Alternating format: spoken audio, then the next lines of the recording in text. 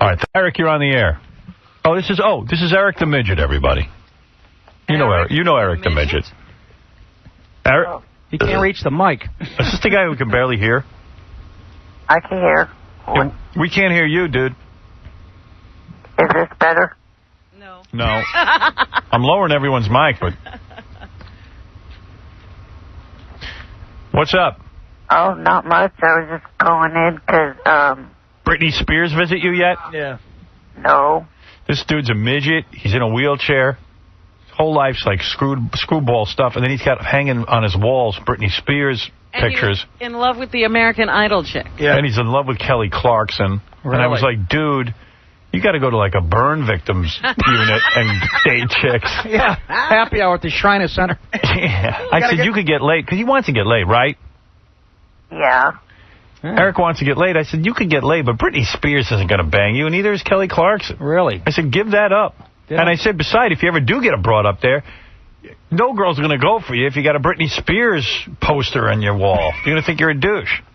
I got one. I got all my why not? faculty. Do you know what I'm saying, Eric? Yeah.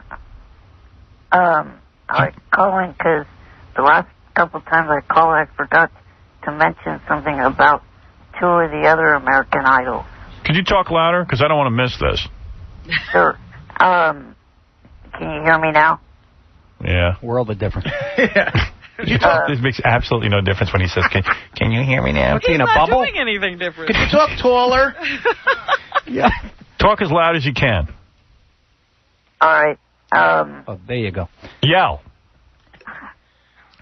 What I was going to say was, on Entertainment Tonight a couple weeks ago, they interviewed Nikki McKibben, who, if I remember correctly, was one of your favorites. This guy's obsessed. I try to get him a different rap because he was, I was trying to tell him how to get laid. And I know because I'm an ugly dude who managed to get laid a lot. And so I got tips. Any good-looking guy can tell you how to get laid. You walk into a bar and chicks want you. No, they can't tell you because they don't know how it's happening. It just happens all the time. I'm telling the guy, hey, listen, give up the American Idol obsession. This guy, he's living a life where he's fantasizing about all the kids on American Idol. But go ahead. All right, so my favorite, Nikki McKibben. Two summers ago, Dude, I've moved on from Nikki McKibben. I don't even remember Nikki McKibben. American Idol was fun. You're still living it. That's all I'm saying. Well, I meant to tell you this the last couple times I talked to you, but I forgot. All right, go ahead. She told the interviewer that 2 summers ago she was a topless dancer at a Texas club. Right, I know that. Oh, you did? Okay, I didn't know if you knew that. That's what's hot about her. Yeah. She's a screwed-up stripper. Which one was that? With the short hair? Yeah, the short red hair, who sings decent karaoke. Yeah, she looked like a dirty girl. She looks like a dirty... She had a kid. She's like 20 years old. She has a kid. She was the typical stripper. Yeah, she's a dirty, filthy girl, and I love it. Kids in a tub in a motel somewhere. Nikki McKibben. What else you want to tell me? Also, the DVD that's coming out at the middle of this month, I saw a clip of it off of Entertainment Tonight, and they're all watched in their cars, and the one idol contestant that you had in there that you tried to pay $2,000 to This get. kid's really in bad shape, isn't he? Ryan. I gotta. He's a master of like unimportant stuff. And he's a wheelchair too. He's a messed up kid, but I'm telling you, he wants to get laid. And they're spraying each other with hoses. Okay. So if the camera gets in the right spot, you'll get to see what she wouldn't show you for the $2,000. Let me ask you something. He thinks he's on your level. He's telling you could catch a peek at this girl. He doesn't have to wait for TV to get a peek. Yeah. I'm going to have to send this kid to the Bunny Ranch. No, send him to the green room at the Labor Day telethon. That's where all the chicks hang out. Right. Get a sniff of Charo. Hey, didn't I send you some money? Yeah, I got one of the checks already. How much should I send you? You sent me a total of $1,000. Yeah. What'd you do with the money? Really? I deposited the one check already, and it's going to be to pay pay some bills. All right, I'm gonna send you $500 more, but I want you to spend it on something stupid, like something frivolous, because I feel awful for you.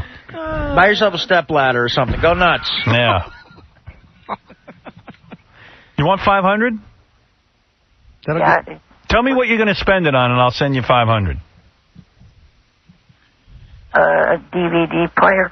How about a Louis Vuitton bag on eBay? How about a Nick DiPaolo T-shirt? Why don't you go to a strip club with the $500? I could probably do that, maybe. Does he have somebody who would take him to a strip club? Yeah, that's what I was going to ask. You know someone who'll take you to a strip club? Yeah. What, do you got, like a dude that hangs around with you? Yeah, I have 2 friends that... Normal size? Yeah. You got to get some midget friends. Because you know what it is? They make you look bad, those guys. You got to wheel yourself down to like a... Where the hell could this guy get chicks? I said the burn victims unit, but... Where does he live? Is he in New York? Where do you live? In the San Francisco Bay Area. Oh, gee. Maybe I'll have this guy down to the Bon Jovi Bukkake party. Yes, Scores. there you go. There you go. Then you could make sure things happen right for Do you. they have ramps? You know, I don't know. You know what? There's a guy who's suing one of the strip clubs because it wasn't handicap friendly. I swear to God, I got an article on it. Really? Yeah, I was going to read it to you yesterday, as a matter of fact. Some strip club didn't have ramps. He's got a point. Yeah, but man, you look like a real douche, you know, suing over ramps for a strip club. But if anybody needs a lap dance, come on. Quadriplegic sues strip club over wheelchair access for lap dances. Edward Law sued the Wildside Adult Sports Cabaret. I like that. Wildside Adult Sports Cabaret last month after visiting the West Palm Beach Club in May and June. The lap dance room is only accessible by a short flight of stairs, according to the suit. It also alleges that the counter around the stage where strippers dance is too high, making it difficult for Law to see the stage and set down his drinks. See? This is an industry that is high profit and knows about ADA and is ignoring it. Attorney Anthony Brady Jr. told South... See, if some dude came... ADA? Yeah. I guess it's muscular dystrophy. I see. Americans with Disabilities Act. Oh. Yeah, you have to have a ramp to a DJ's booth in regular nightclubs. I know that's a... That's not right. Yeah. Really? Yeah. Well... You can make a request. Yeah, could I hear it sitting on the dock of the bay? Law also sued another West Palm Beach strip club, the Landing Strip. He charges both clubs with violating ADA standards for bathrooms and parking spaces. The guy's a quad. There's no specified amount of money in attorney's fees. How does he set his drink down anyway? He's a quad. I was going to say, what, did you put a double sawbuck in his mouth and go, hey, come on over, honey? I'll tell you what. I'm not inviting this guy to Scores. He'll start trouble. Yeah. He'll sue. I'm going to send you $500. I want you to go to a strip club with it, okay? All right. Promise me you'll go to a strip club. Okay. Have you ever had the WWE's Stephanie McMahon in there? Oh, boy. No. You'd like to probably have her as a guest. You got posters of her on your wall? No. But she's a real good-looking woman. This kid's so horny. I got it. I'm telling you, I feel he's bad. pent up. He wants it so It's bad. only heterosexual in San Francisco. Yeah, he's got to be able to get laid. And he's disabled. All right, you won $500. Yeah, the only heterosexual in San Francisco is a disabled man. Damn it. You've won $500 courtesy of the hot new movie Rules of Attraction. Thank you. Starring James Van Der Beek, Shannon Sossamon, and Jessica Biel in theaters everywhere October 11th. All right, brother. Yeah. Keeping it real. Artie Lang joining us today, who's on the Norm Show every Friday night, we think. We're not sure if it's still on. But if it is on, you should watch it. Absolutely. Because as Artie explained to me, being on a sitcom and being a supporting character is about the easiest gig in the world. It really is. And does it pay really good? Oh, yeah. Not only does it pay good, but you do nothing all day. But, I mean, you know, it's nice to be paid very well for doing nothing. What do you do all day? Nothing. Like, I may have 10 or 12 lines a week, you know? Right. And it's real easy to learn them. They're just, you know, like dumb jokes. Yeah. You know, and it's not even hard to memorize them. Like, I'll say to Norm, like, are you thinking what I'm thinking? And he'll go, no, I'm not thinking of cheeseburgers. Right. And then you're gone. Yeah, and then I get a check. Well, let me ask you this. Do you have to be there all week and, like, kind of be on the set? Sometimes not. Sometimes, the other thing is we get a week off every month because the writers have to have time to catch up to shows. And you don't even have to write any stuff. You just show up and do it. No. You can make suggestions, but why would you do that? Why bother? It cuts into my, free time. And what do you do in free time? Like, what do you do on the set to kill time? Like, I play wiffle ball with some of the crew guys. It's on the Warner Brothers lot, which is the kick-ass lot to work on. Yeah. There's so many hot chicks walking. Like, we're right by Friends. Like, every once in a while, I'll just stroll down to Friends and try to look at Jennifer Aniston's ass. Is that not a great ass? Yeah, oh, my God. I saw her ass on a plane. You got to see her ass in person, man. Yeah, you know what? I know. She doesn't look that hot on TV, but then you see her in person, and she's got this ass. And I saw her walk into the ladies' room, and, man, she was just smoking. I think she's smoking, and she, like, wears that ass trap Brad Pitt. Yep. And the funny thing is, it's like, I'm on a show that's on a network, but you walk by that Friends set, and I'm so nothing. I'm just, like, not even in the realm of... Right, you're on network television, but it makes no difference because nobody knows who you are. Exactly. Right. Exactly. So they think I'm just, like, this guy looking at them. Yeah, like a perv. But they can't throw you out. Oh, no, because I'm on a show. I have to get back to you know what's funny? Jokes. You are a guy just looking at them. Exactly. That's exactly what... but they can't. But you're the guy you're their worst nightmare. They can't throw you off because you're kind of famous. Right. Yeah, exactly. Right. They can't say something to me because I kind of, But their car... Like, sometimes we try to... I do childish stuff because you don't feel like you're in show business. Right. Because they're so famous. And you feel like they're really in show business and you're not. Absolutely. And they look down at you with disgust, like how, right. show business people do. Yeah, and, you're just sitting there like a little kid. Like, sometimes they're in the gym, and, like, there's all these hot chicks that work out in the gym. There's a gym. Oh, my God. There's a gym on the lot? Yeah, and I go in there with, like, jeans and stuff, and the person working at the gym has no idea who I am. They're like, it's $10 if you want to work out here. Oh, really? I go, I work on the Norm show. And they go, are you background? I go, no, I'm on it. I'm on the show. I'm a regular. Dear. And then they go, oh, all right, well, it's still $10. Right, yeah, we don't care. That's the Norm show. But could you wind up on an exercise bike next to Jennifer? Yeah, if I had ever brought sweats or something. Right. And can you befriend any of these friends? I mean, can you... Are they friendly, the friends? They don't... I don't know. I've never talked to them. They don't seem like it. Right. They don't seem all... And what's with Matthew Perry? I mean, Robert Downey Jr. I mean, as I said earlier, they're the same guy. I mean, can't this guy pull his life together? I mean, he's got it made. If you can pull your life together. Yeah, I was in bed. I'm worried Matthew Perry's going to get my liver. Because if Warner Brothers has to buy one guy a liver, it's going to be him. What about... So you should, just so I understand this, you go in like on a Monday, they do what they call like a table read or something? You get in like 11 o'clock, and then you read the script. And you don't have to memorize it for that. You just... No, you just read it. Like, you try to be full, like, performance and stuff. And the writers sit there with you, and they try to figure out, like, if the lines are working and if it's funny. Yeah, it's a weird, awkward thing, because the network people are sitting there. Right.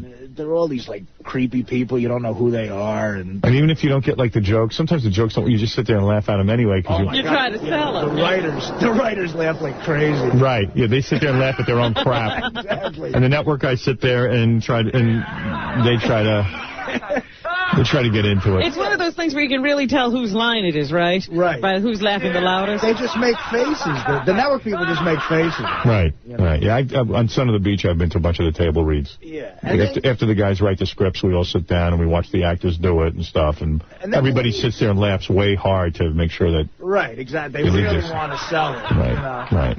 And then... But you know what? The network executives aren't as dumb as you think they are. They're kind of like, yeah, we heard all that laughter. This doesn't work. No, they're smart. They're smart people. They know how to... I mean, they're running a business. Right. You know, they don't care what's funny or not. They just want to... They got to make money. You're like a little peg in this giant corporation. I know. And if you take any risks in the script, they're like, don't take risks because then we're going to have advertisers cancel. Right. Just get to the part where people, like, watch the show. Story of my life. Like they stay through the commercials. Story of my life. I mean, in my career, I always took risks. And the thing was that it did cost sponsors. And the guys would go, You're an idiot. We can't do business with you.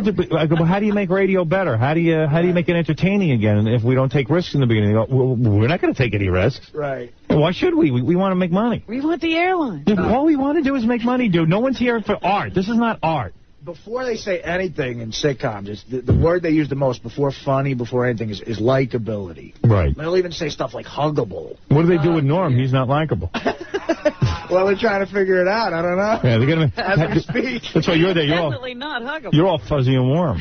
Yeah, I could be fuzzy and warm. Yeah, but so you get paid real good money. Oh my God. And Norm brought you in, right? Well, the thing was, I had done a couple of movies and stuff, and I was on this other show, Mad TV, so you get, like, your quotes up a little bit. Right. And then I had a network deal where I shot my own pilot. The worst show ever. It's bad.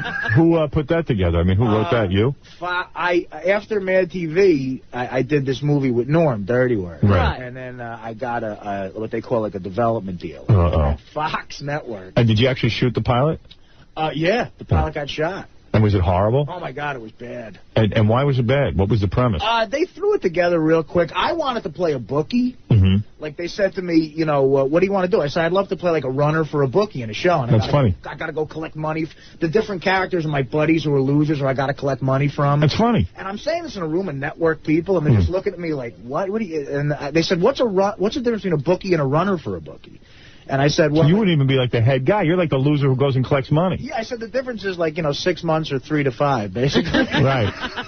See, I like the idea that you're not even the bookie. Yeah, I'm the runner. You could get like a Tony, not Tony Danza, what was the guy, DeVito. You get like Danny DeVito to be the bookie. I wanted the bookie to be like Charlie in Charlie's Angels. You just heard him on the phone, right?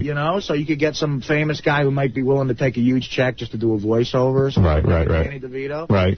And then they thought about that for like 3 months, and meanwhile they're paying me. Like my grandmother thought I was in the mafia. Right. You never even went to work. Yeah, I bought an Eldorado. I was like getting all this scratch. And don't they give you like close to like $1 million just for a development deal to tie you up for the year? I got like for someone on my level in show business, I got an incredible amount of money. Like about $700,000, right? I mean, be honest. Yes, but $750. Yeah, that's what they pay. Yeah. I was blown out by that. They give people development deals, and they know they're never even going to make it to network television. Oh, right. Anybody knows looking at you, you're not going to make it onto your own show. It could happen, but it's very unlikely. Right. Yeah, exactly. So, and they just handed you $750,000. Wait for 3 months, and I'm going, do you guys have a money laundering operation? Right. In radio, I'm amazed. I can't get money just to feed my guests. Radio is so practical as a business, and Hollywood is so wasteful. Yeah, they just throw away cash. You think maybe they got to clean some money. Yeah, I have a friend who just went through a development thing, and like the Fox don't even read the scripts. They just basically.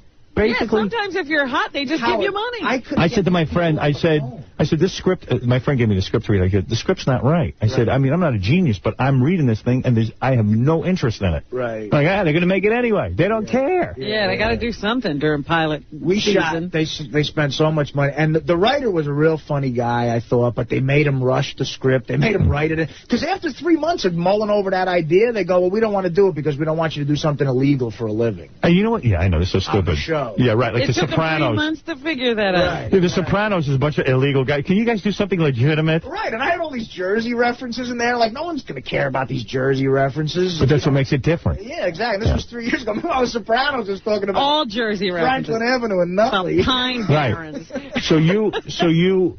So this was a big disaster, but you didn't care because you paid Yeah, it got me money. Right. That's all I really But, back to what he does for a living now, you just talked about Monday. What do you do Tuesday, Wednesday, and Thursday? Tuesday, you get in at like 10 o'clock, and then you have the lightest rehearsal. Like, you just run through it at the end of it. Are you allowed to hold your script and everything? Yeah. But like me, like the thing I've always got going for me is I'm kind of a quick learn with stuff. Right. So it's like, I wouldn't even have to take something to work. How does Norm memorize all those lines? He's got it tough because he's in every scene. Does he use cue cards?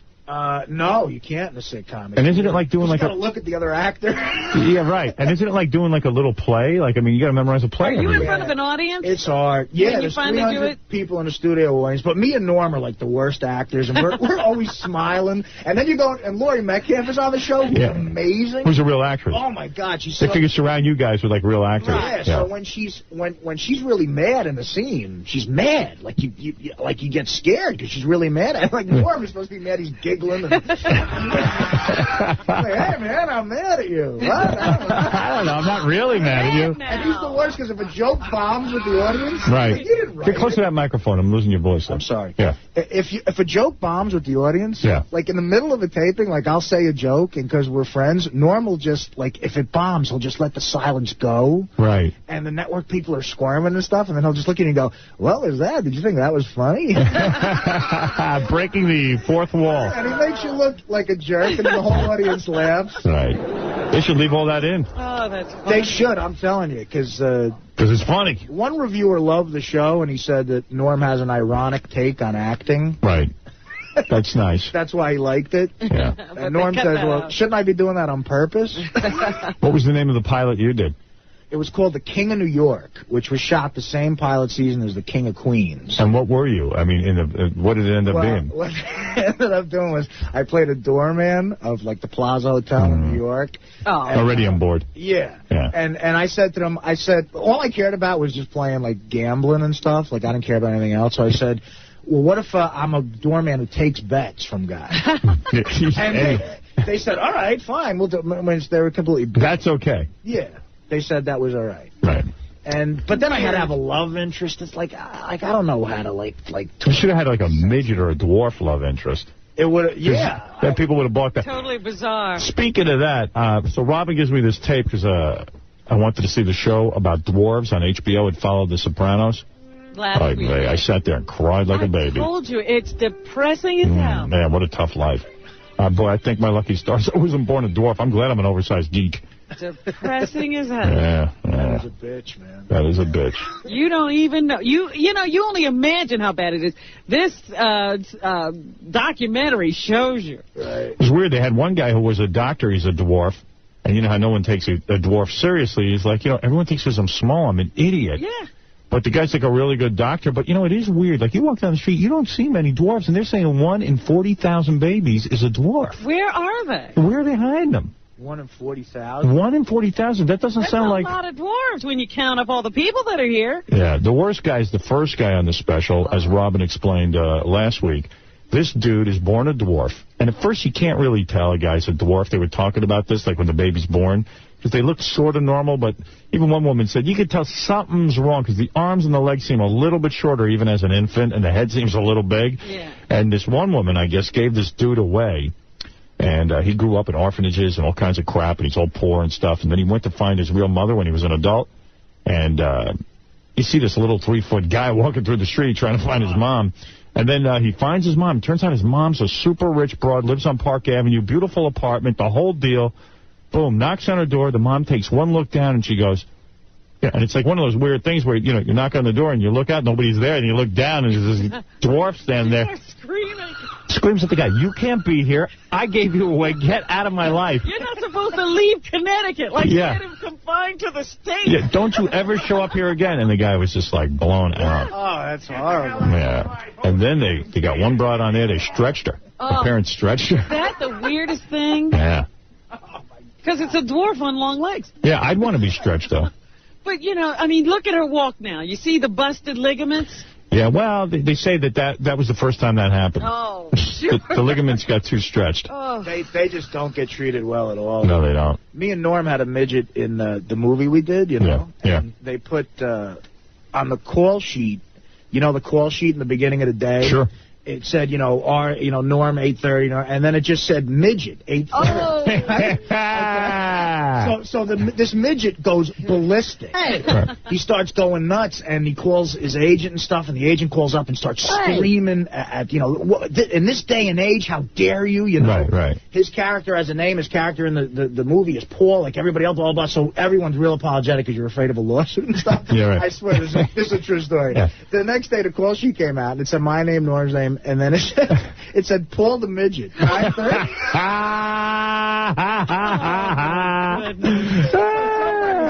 I said, whatever PA is in charge of that, I said, that's a funny guy. Paul the Midget, put him in the movie.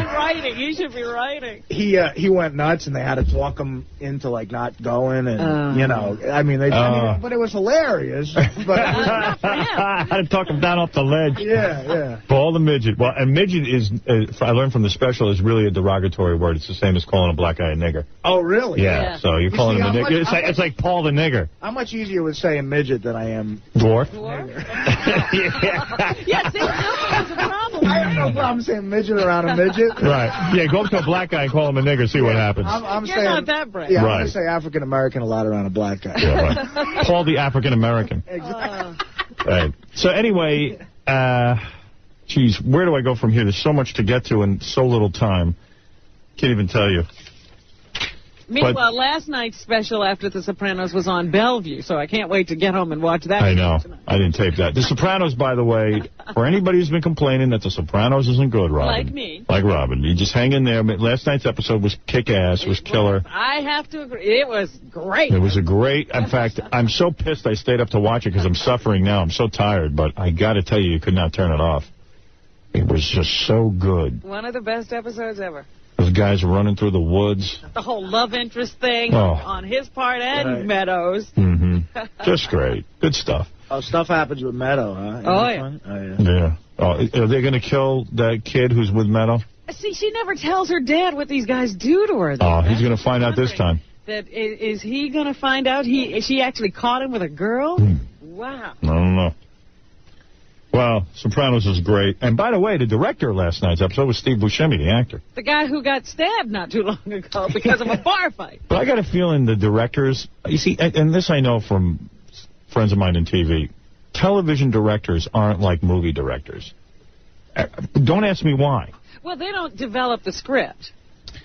Yeah, and somehow they're given zero credit, because, like, if you ever watch TV, sometimes, like, the director is, most of the directors in television are from, like, Happy Days, ex-actors from Happy Days. The Dick Van Dyke Show. Yeah. All great for directors. sitcoms, Yeah, like, and the Newhart show, like, the dentist on the Newhart show, no, who was it? Peter Boners is the director a lot. Yeah, right, he was the dentist on Newhart. Yeah, on Newhart. And then the guy who was Dick Van Dyke's neighbor, he used to do a lot of directing. Yeah, Jerry Paris. Right. And then the Incredible Hulk used to direct. Yeah. Bill Bixby. Yeah, Robbie Benson's like a big sitcom director. Like, you see his name on all of them. Yeah. And evidently, you could be almost a retarded monkey. Jason Priestley directs. Yeah, Jason Priestley directs, okay? I mean, it's always weird cats who are directing.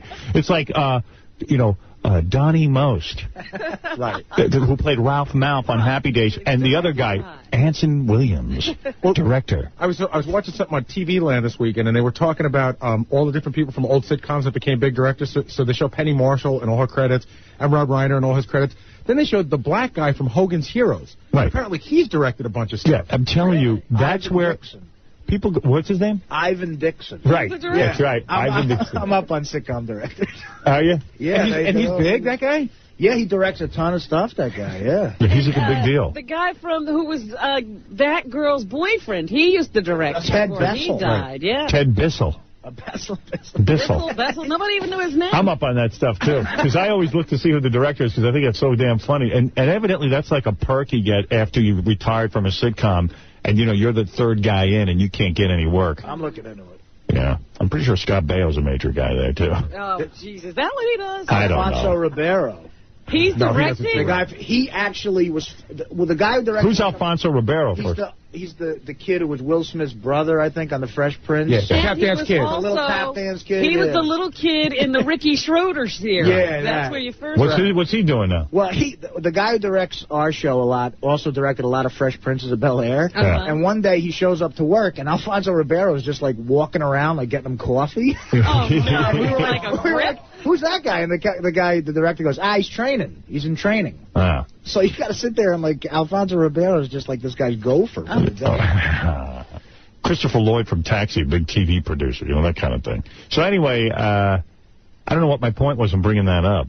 Why was I bringing that up? Steve Buscemi in The Sopranos? Oh, yeah, Steve Buscemi. So I have a feeling like when you see a guy and he's a director on TV, for some reason it's not a big deal. They say it's... Because my agent always tells me this. He goes, no, directing in TV. Because I'll say, hey, why don't we just get a director from TV? He goes, no, they're not real directors. He says, you could go in tomorrow and direct a TV show. In fact, I'll give you one. It's all set up already, and the actors know exactly what they have to do. You can't even tell actors on sitcoms what to do. Film shows are different, though. A film is like The Sopranos is like a movie. Yeah, I would think so. With one camera and stuff. But according to my agent, these guys don't do anything. Oh, yeah? Yeah. Kathy Bates directed an episode of NYPD Blue. Right, exactly. What does she know?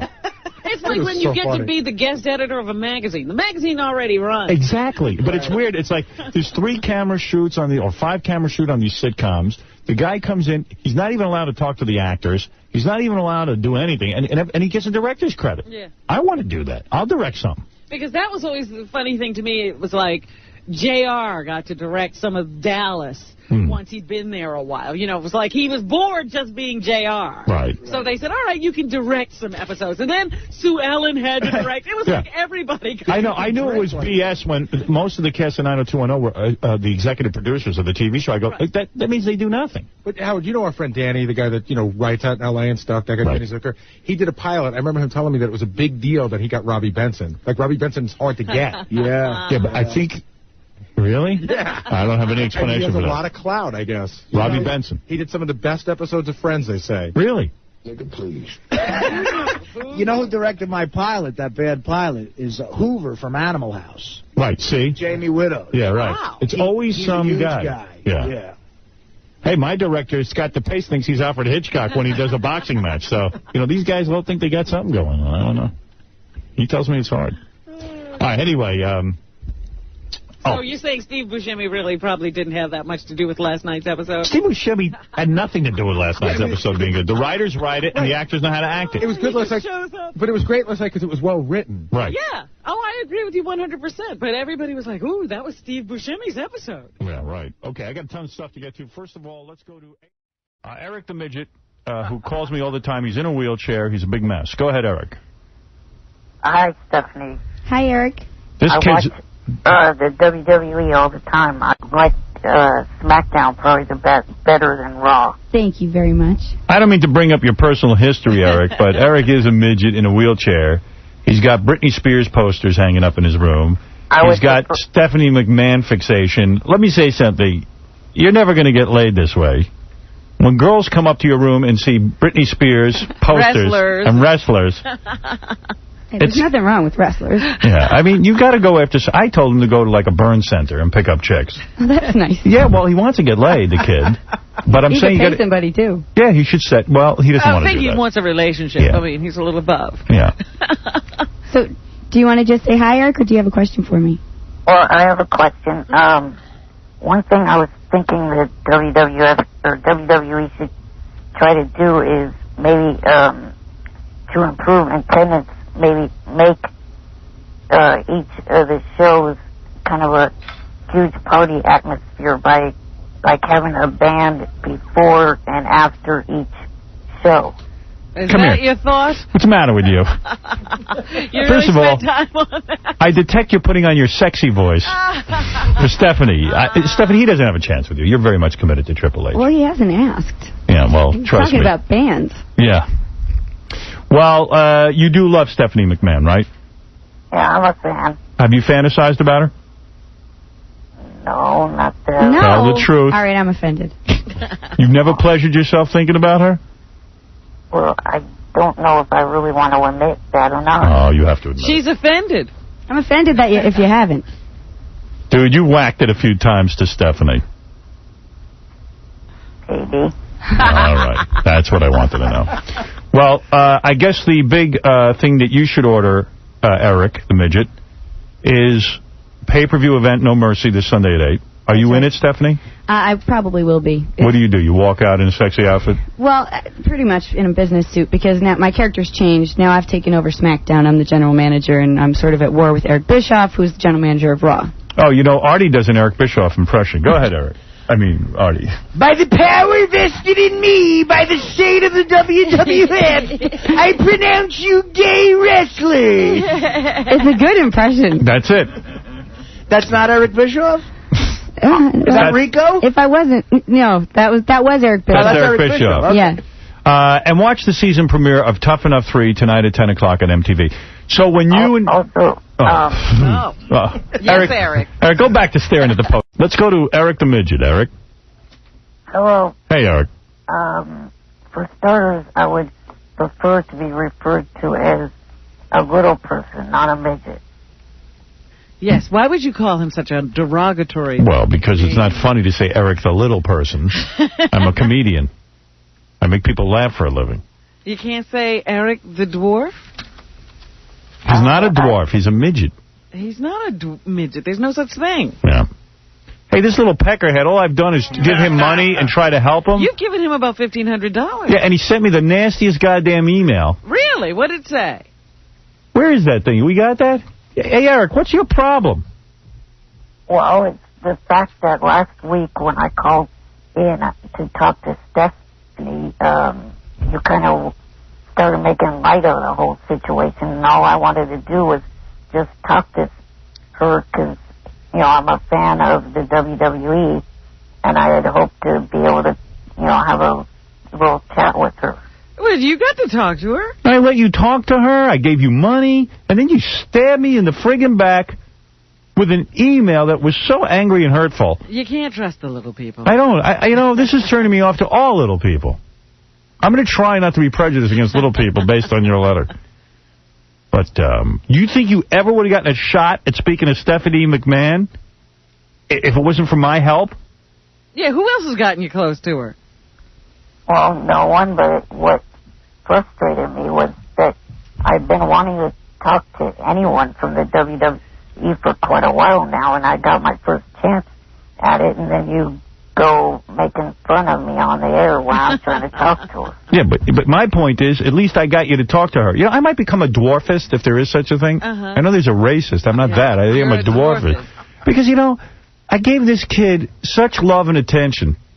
Try to get him laid. You can never give the dwarf enough. Yeah, and it's just like, the guy just peed all over me in this. I got the email. You want to hear it? Yeah. Listen to this guy. Hello, Stern. This is Eric again. I wanted to write you because I'm tired of being the butt of your jokes. First off, I'm sick of you calling me a midget. I'm not a midget or a dwarf. Oh, I'm not even a dwarf. No, I'm a little person. And only a little person. Whenever you or your staff refers to me as a midget, that's the same as African Americans hating the N-word. To me, those two words show a lack of damn respect to people like me. Also, I'm not one of your retard, stupid-ass, pathetic whack-pack freaks. I have more brains than any of your whack-pack retards. You and your staff members all put together don't have my brains. I graduated near the top of my class in high school. And what could be said of all of you? I don't mean that I graduated near the top of the class of special ed kids. I mean the whole goddamn senior class of 1994. In fact, I challenge every one of you to team up against me in a trivia contest. I got to tell you. Oh, first of all, he spells dwarf, D-O-R-W-F. Oh, my. I tried to spell check it, and the computer didn't even catch. Yeah, the computer doesn't even know what you're up to. I don't believe your claim that you were the smartest guy in your high school. I don't believe it for a minute. Where's this high school? I could point out 20 typos and grammatical errors in this letter alone. And he's not that bright. I'm reading this thing. I go, that little midget. He's sitting there telling me I'm a dick, and I gave him money, and he got typos. He's telling me he's smarter than me. What's up with that, Eric? What school did you go to? John Sweat. John Sweat? That's a special ed school. No, it's not. All right. How do you know? You're all the way in New York. It's in Crockett, California. Oh, that explains it. Last Thursday when I talked to Stephanie McMahon, it pissed me off when you first asked me if I fantasized about her, and then you cut me off by hanging up on me. All right, so what was it you wanted to say? Well, I got to ask one question, and then the other thing I was going to say was the fact that one of my cousins kind of knows one of her WWE wrestlers. Oh, that's fascinating. No wonder I cut you off. You're boring everybody. I give you an opportunity to talk to a chick, and you're like, oh, my cousin knows one of the wrestlers. Yeah.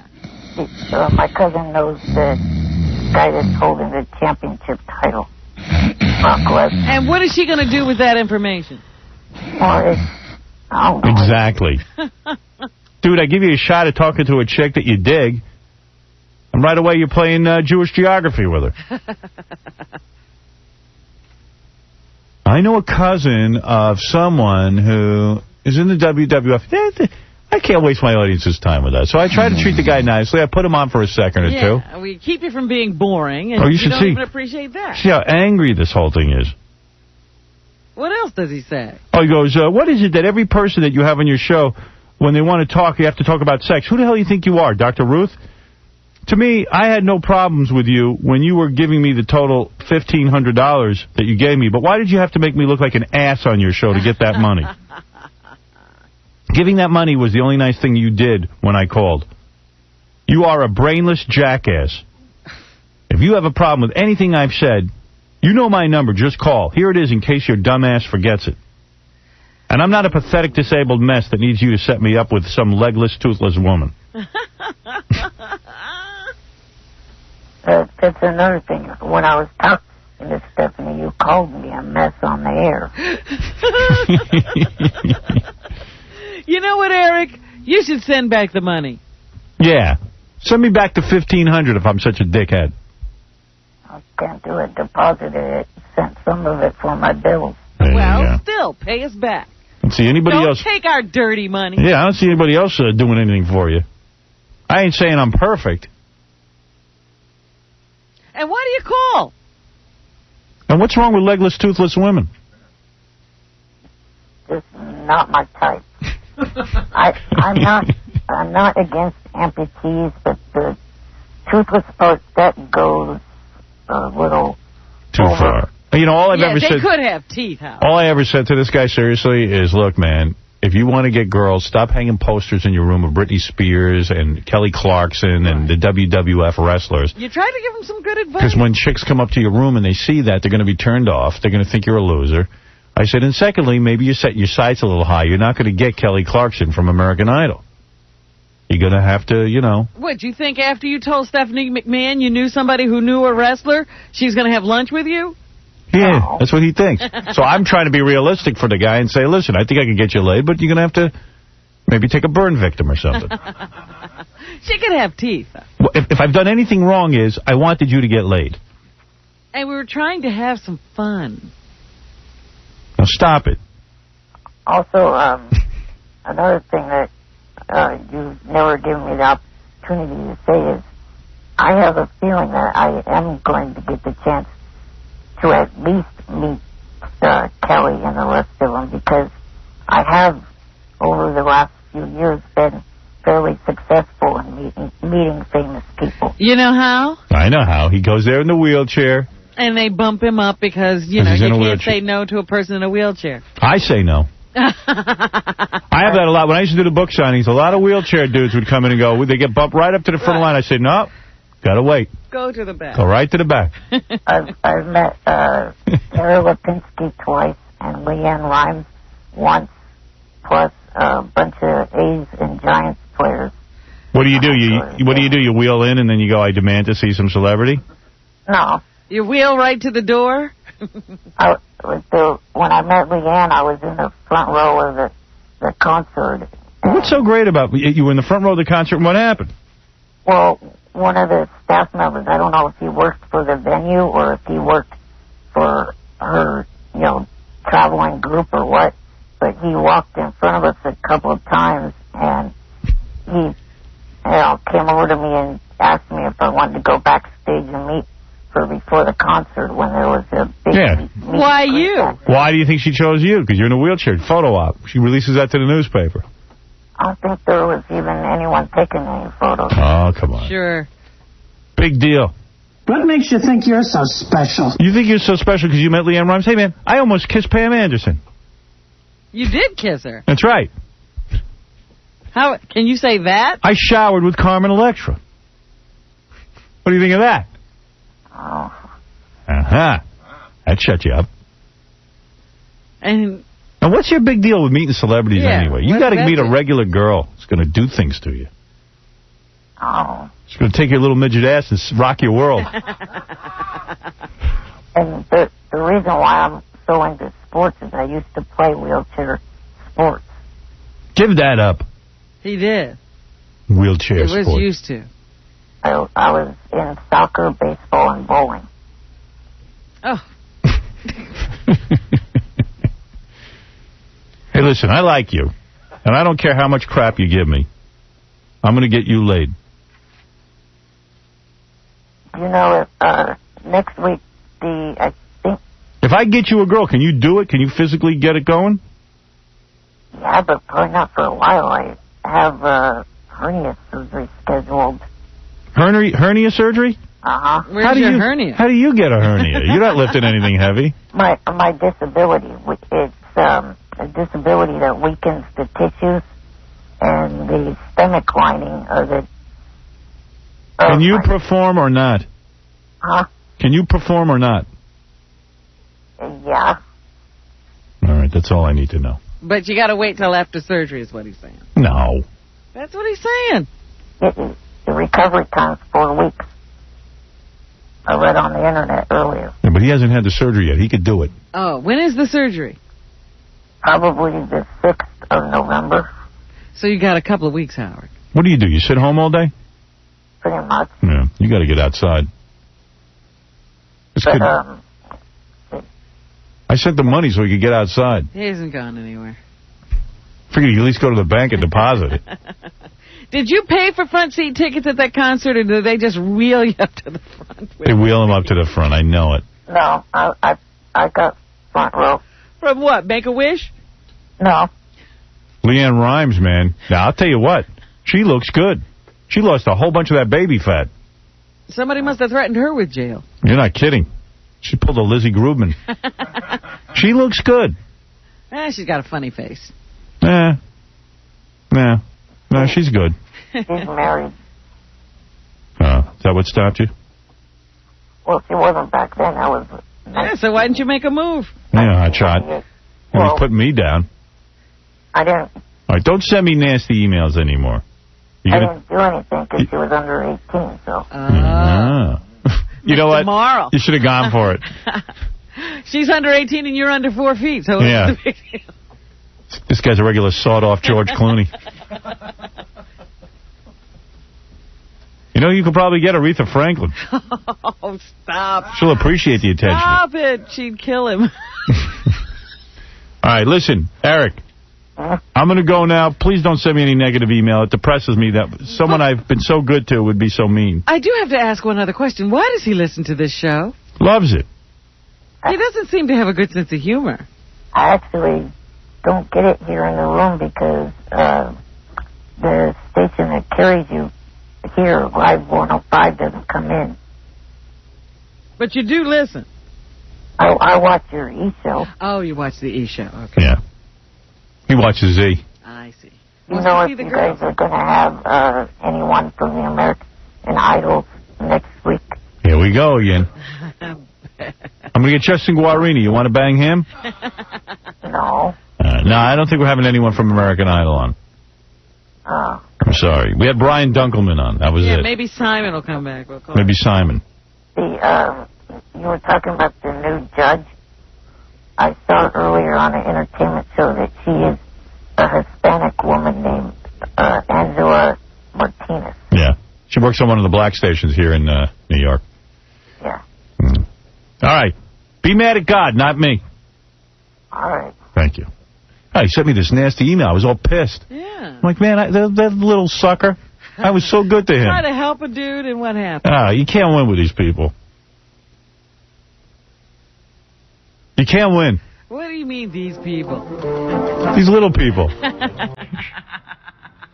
I mean it.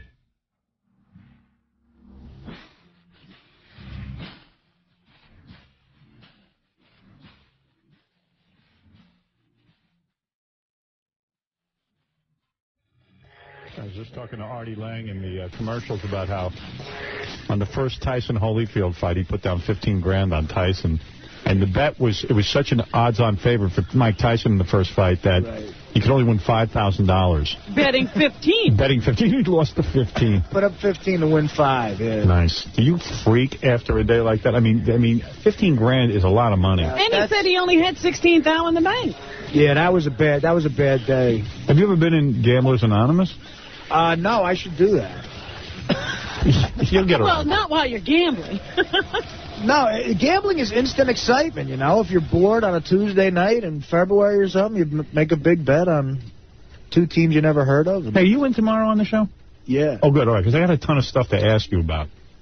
Like show business stuff, but I'm going to save it for tomorrow. Anything you need. Yeah. By the way, what happened to Dave Chappelle? Dave just showed up. Oh, you're kidding. Yeah. Dave, come on in. The show's over, Dave. Could somebody explain that thing? While we're waiting for Dave, you got to hear this one. This is from USA Today. This is funny as hell. This is the best story of the morning. Okay. A 3-day rock concert in the Phoenix suburb of Clean Creek featuring REO Speedwagon, Steppenwolf, Kansas, and others was canceled when fewer than 400 tickets were sold. Is this a shock to anybody? Whose idea was Who closes that show? Yeah, how could that, gee, no one wanted tickets to an REO Speedwagon, Steppenwolf, Kansas 3 reunion? days of REO Speedwagon. You got to friggin' be kidding me. I mean, who put that lineup together? It turns out, I guess, are we on still in In Phoenix? I think so. I guess it's one of our competing stations, I hope. Maybe it's our station. Are we on KSLX? Rockfest? I don't know. Are we on a classic rock station in Phoenix? No, we're on KDEJ in Phoenix. Thank goodness. Thank God. We don't come up with these bad ideas. Thank God for KDEJ. No, sorry, it's KEDJ. The Edge. Got to be The Edge. EDJ. EDJ, 106.3. The Edge, right? Is it? Yes. Yeah, okay. What are we, a talk station? Hold on. He's got to do some more research. Now I got it right here. Take 2 seconds. Now they got me on talk stations all over the place. FM talk stations. The Edge, modern rock. Oh, good. Format. Oh, cool. Great. Modern rock. Okay. Good. I love that. Love modern rock. None of this Kansas and Steppenwolf. Yeah. I mean, 400 people. But it's in USA Today. They're like, oh, my God, nobody showed up. Can you believe it? Yeah, the general manager goes, nobody was calling. We couldn't believe it. Said Sheila Barr, whose husband Larry was promoting next weekend's Rock Fest. We couldn't believe it. What were they thinking? I'm trying to think what REO song I want to hear. Dust in the Wind is great live. I want to keep on loving you. Carry on my wayward son. Carry on my wayward son. I don't remember Steppenwolf. What did they do? I wonder how those guys feel. I remember REO Speedwagon. Yeah. Well, I'll give you an REO song. You ready? Hit me. Keep on loving you, baby. It's the only thing I want to do is keep on loving you. You had to be there, I guess. Yeah, I've had REO. I've had REO Speedwagon. I've had Kevin Cronin from REO Speedwagon on, but they were big when I was in high school. Right. I've heard of them. Dave, you haven't heard of them? I have heard of them, but, black people, that's happening in a whole other thing, man. That's another world. In a that's what is great. That's great about the black race is that REO Speedwagon never becomes a big deal. Yeah, you got to be proud to be black when REO Speedwagon is a part of your life. That's good. So no blacks were called. I should have been black. No, actually, I went to an all-black school, so, I remember bringing in, Beatles records.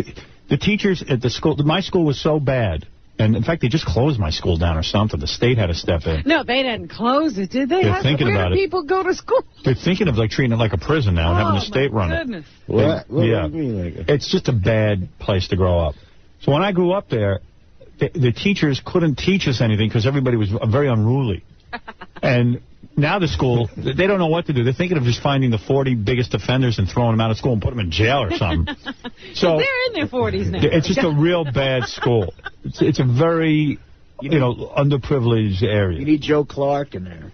Joe Clark would get his ass beat. They'd run Joe Clark out of town. The kids were stabbing people in the parking lot. The math teacher got stabbed in the back. So here's the deal. Damn. Yeah, it was a bad school. That's a bad That's bad. So the teacher, I remember one of my classes, the teacher said, look, I can't get anybody to listen. How about once a week, everyone can bring in their own records and you play for the class? Now, what class was this? I think it was my English class. So it wasn't like a music appreciation class? No. It was a regular... It was a regular guy that class. didn't want to get stabbed. Right. Everybody brings some. So they had a little phonograph up there. You know, schools have crappy equipment. Right, and you're putting your long-playing records on the stupid thing with the little roll top. So I just had my white people summer because my parents were sending me to a white people's camp to remind me that I was white. So for 6 weeks, I just come back from 6 weeks of living with white people, and the Beatles had just released Sgt. Pepper. So I bring in Sgt. Pepper. All the black kids are bringing in Temptations, Motown, James Brown, everything. And I was saying, gee, well, maybe I could turn everyone on to something new, because I learned something new. I brought this record. I started playing. People were throwing junk at me. Like, you know, like... Sgt. Pepper. Sgt. Pepper, get on Sgt. Tabasco sauce. Sgt. Pepper. Everyone was pissed. And they threw me out. That was it. It was not fun. So imagine I bring in REO Speedwagon. Forget about it. REO Speedwagon. That's not going to work. And Steppenwolf. That's going to get you stabbed. I'd go see Steppenwolf, though. I dig those guys. What else do they sing besides Born to Be Wild? That's it. Oh, all right. They got to do that for 3 days. That's a big one. Yeah, that's a big one right What other songs do they sing, Fred? Magic Carpet Ride. Oh, Magic Carpet Ride. No, you're going to stay tuned for that. Oh, I love that song. That song rocks. I can like to dream. Magic Carpet Ride. The Pusher was the other big one. Hey, how about, I was watching that Paul McCartney special, you know? Oh, it was on? I wanted to see that. I have it on tape. I'll give it to you. But that's another show that makes me cry, man, because him and Linda had the best friggin' relationship you'd ever see. And you don't aspire to that for yourself? No. I know I can't do it, because I should have had that.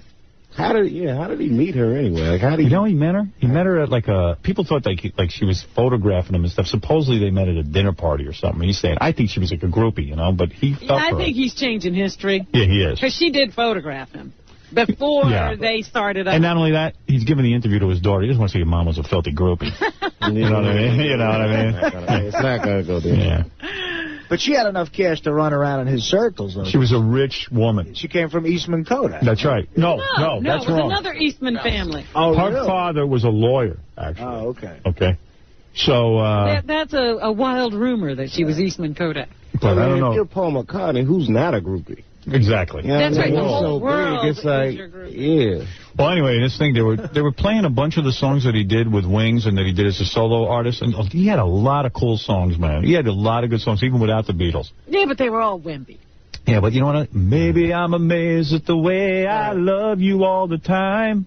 You know that song? Yeah. I have no idea. I've never heard it before. That one didn't hit the black But community. I remember Say, Say, Say with Michael Jackson. That's a big... Really? That was gay. That was gay. Ebony and Ivory, you know that. Ebony and Ivory go together with perfect harmony. And while you're singing, I'm going to buy up your entire catalog. Right. Yeah, you know what? You know what song was cool too that I like McCartney? I wanna get high, high, high till the music stops. I like that song. I never heard of it. I like it now. And I like I don't know. I got to do a Paul McCartney. Yeah, because all I can think of is Jet. No, forget that. Suffragette. Jet. Didn't you guys used to have that tape of Linda McCartney singing background? We can't play it anymore. Even after she's dead, we can't play I started playing it after she died. Paul McCartney sent out like an injunction. You can't play it. Paul McCartney, that's constitutional? He just won't let you play it? I think he can play it, but, you know, radio stations get so scared of lawyers that... Piss off Paul McCartney. Yeah. Did you ever hear this, Dave? Paul McCartney's wife was like in the band, you know, and she couldn't sing. That's the funniest. She couldn't sing or play, and they put her in front of a keyboard, and she'd hit one note. But anyway, yeah, so somebody ISO'd her voice thing at concert. And she's like, na, na, na, da, da, da, da. I wish we could play it for you. Na, na, na, na, hey, Jude. She is way off key. Judy, Judy, Judy. Love will make you do anything. Right. Yeah. Put your wife in a band. Yeah, Larry. Larry. Yeah. Yo, what's up? How you doing? What's up? This Howard? Yeah. How you doing, Howard? I'm a teacher at Roosevelt. I was talking about it on the radio. My condolences. Good job. Actually, it's the best job I ever had. What? It's actually the best job I ever had. I've been a teacher for 6 years. Do you sell drugs? Are you you work with little kids? In New York City for Hold on. Are you in the high school or the I'm in high school. I talk about you all the time because I listen to you. I've been listening to you since 1979. Bro, you know that's a dangerous... What do you teach? I'm an art teacher. I'm the most popular teacher in school. Yeah, because all you do is have the kids draw pictures. And those are the kids that can probably draw. You know, Yeah. they give him the special kids. But now, No, I get kids to do. I get even the worst kids to do Really? it. Yeah, but, bro, how hard is it? You go be a math teacher in Roosevelt. I know the math teachers, and they're a little frustrated, but the school isn't as bad as you say. They're getting stabbed. I hope they are. Yeah, it was a pretty bad place. But, yeah, we have had teachers leave for various things. One guy got spit in the face, and he left right away. That ain't Stuff bad. like that. Spit in How the long face. have you been there? those kids have It's my spirit. first year, but I love it there. Last place I was in was in Harlem. And before that was Far Rockaway and East New York. And I got a question for you. How come you can't get a job in any white schools? I like teaching black kids. You It's do? fun. I grew up in This guy's like Margaret Mead. I like teaching black Studying people. other cultures. He's like he's going off to Africa or They're a something. lot of fun, though. But you're telling me in Harlem and wherever else you were, you couldn't even get the kids to draw. I left these kids because they kept canceling the art program. Right. They can't read. What are they in the art for? Yeah, right. You know what? Get everybody reading. Forget the art. You should get them to draw letters. Yeah. Hey, how about drawing the letter A? And I mean, that's A is for apple. Right. All right, bro. It's really the best job I ever had. Well, good for you. Hey, give all them kids a shout out for me. Hey, tell them to go see Dave Chappelle. Where you playing? At the Toyota At Comedy Carnegie Club? Hall, tell them come in full thug attire. I want to have some All right. brown faces at Carnegie. Right. You don't want to. Dave. Huh? Dave, I loved you in Half Baked, man. It was the best movie. I See, still the watch it art all the time. teacher smokes weed. Yeah, telling you. exactly. Best movie. All right, take care, Larry. Thanks. Art teacher in Roosevelt, man. That's amazing. Yeah, John, what's up? Johnny boy. Yo. What's Howard, up? Yeah. What's the deal with Kid Rock and Pamela Lee? You don't know how that's pissing me off. Really? Wait, Kid Rock's dating Pamela Lee? He's banging her all. There's reports of him dragging her into bathrooms and In banging casinos. her in casinos and banging her. Oh, damn. Wow. See, that ain't right. That's just so. That's terrible. Wow. See, I want that. No, you don't. No, I want that. Don't tell me what I want. You could have that, but you settle down. I'm sick of everybody telling me that I don't want Pamela Anderson in the bathroom. I know what I want. You could have that. I'm just not the kind of guy who knows how to make it happen, okay? All right. That's all. I want it. Rock stars, buddy. Rock Yeah, star. that's it. Rock star attitude. They get it. Yeah, only a rock star can drag a woman in the bathroom and it's legal. You know what? I was. Yeah. Let my black ass drag somebody in the bathroom. You're getting Fine. arrested. Yeah, why don't you drag a white woman into Come here, Goldilocks. But did you see the cover of the Post this past weekend? Mick Jagger's one-night stand, who wound up with a baby, is on the cover of the newspaper carrying Mick Jagger's baby around. Yeah. And they just have pictures of her, you know, and they watch her wherever she goes, and they say, well, the kid looks like Mick. Is he a chip off the old block? So it's good to bang a rock star. What does she look Isn't it like? great? Isn't it? She's cute. Isn't She's it a great? model. Yeah, she's a model. Isn't it great? You go to journalism school for I don't know how many years, and then you get your first job at a New York City paper, and the front page is them following around Mick Jagger's One-night stand. Yeah, yeah. How do you deal with that? But that's your job. You got to go sit and talk to her. I know that baby's gonna freak out when he get to be my age. Why? Looking in them back papers, like, ugh. Yeah. Oh, mama. One night stand. You should have aborted me. Oh, mama. That's all we could do. No wonder I'm screwed up. Too much. Oh, my goodness. How come you're here so late? What happened? Oh, man, I had to catch a cab. When a brother has to catch a cab, you got an excuse. You got a good excuse. How long did it take you? I was a good 30 minutes on the cab this morning. damn. What for? Like, just to hail one. Just to hail it. And they all Where are you passed staying? I was in Soho. I'm staying in Soho. I got to go through an interrogation. What'd they say? First they ask you where you're going, then they ask you if you have money. Yeah. Listen, I'm telling you, man, white people don't believe that. Like, I they think believe it's it. something. Hey, I used to drive a cab. You But used to I ask know- those because- questions. Artie, you never picked up black guys, right? No. Of course not. But remember, remember wanna in commit D.C., suicide. Yeah. like how the cabs in D.C. don't have meters, they have zones. Right. Remember this, so that Yes. they can pick up other people on the way. Right. That's how I know how cab drivers feel, because they'd stop for people and he'd be like, wait a minute. Yeah. I don't want to be in the backseat with this dude. Right. Yeah. Oh, it'll be fine, my friend. Right. Now you're my friend. Yeah. So it took you 30 minutes, and the guy interrogates you and says, hey, show me your money and stuff. Yeah, well, no, it didn't get to the show me your money. But, you know, the thing is, all right, after 20 minutes into it, you be so mad that you look aggressive. And so you look even scarier. Right. Come on, open the camp door, man. You know. It's not helping your cause. Right, so he ain't going to let you in. Now he definitely ain't going to let you in. I got to take a break. Top story, Robin? Top story, of course, is Robert Blake's wife. They are going to release the autopsy results today. For those of you who don't know, Robert Blake, the actor who starred in Beretta, his wife was killed. She was shot in the head this weekend. Oh. He was out to dinner with her. They left the restaurant. Oh. He stopped a block away when he realized he had left something at the restaurant. He went back to the restaurant to get his gun. Yeah, he left his gun. When he came back, I don't know. she had a hole in her head, and there was blood all over the place, and she was gurgling and murmuring.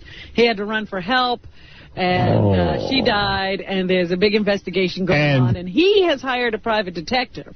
And he married her a couple of months ago, and her background is that she used to date, like, rich guys and, milk them out of money? Not even date them. She used to, like, have some kind of personal ad thing where she'd correspond with rich guys and try to bilk them out of their money. So she had some problems in her background. And she even had a kid with Robert Blake. That's the reason he married her, apparently.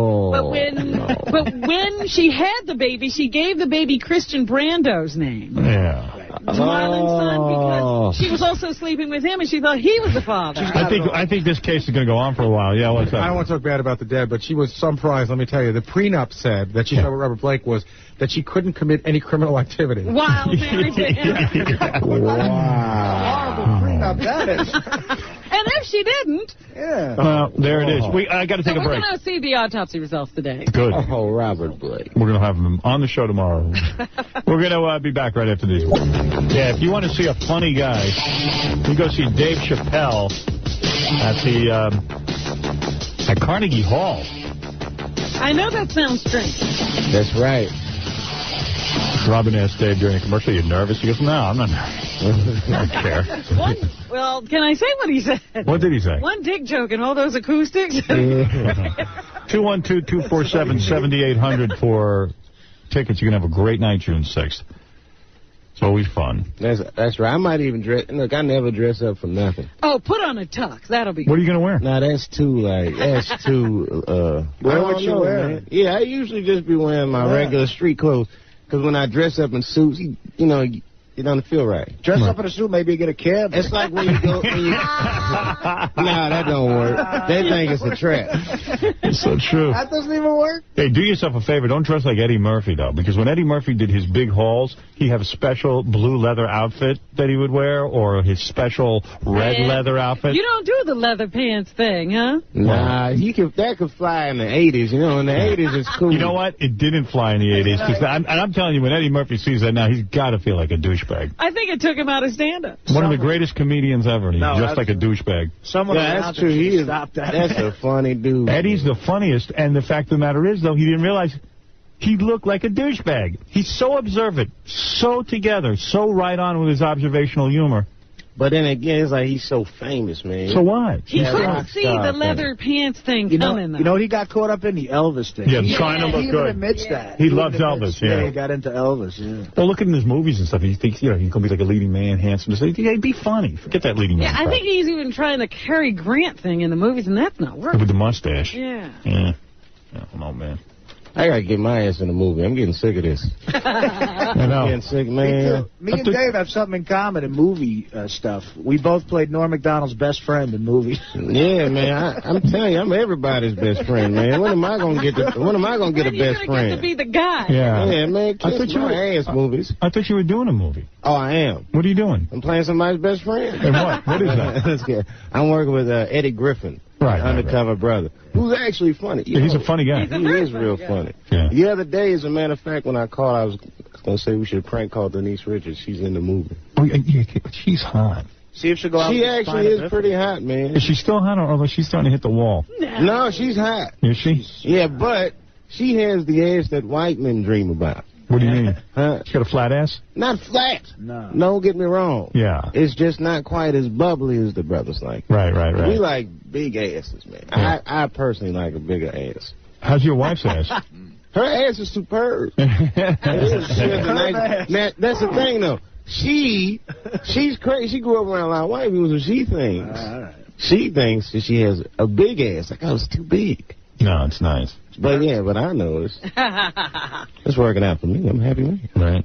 Hey, Robin, what else is in the news? Timothy McVeigh, his big day is May 16th. That's the day they're going to give him the dose and send him away so that he can stop writing to reporters and taxing people and putting out books. Right. He's the guy who... By the way, I have to correct you. He didn't, remember you were putting on that book Judith put out that...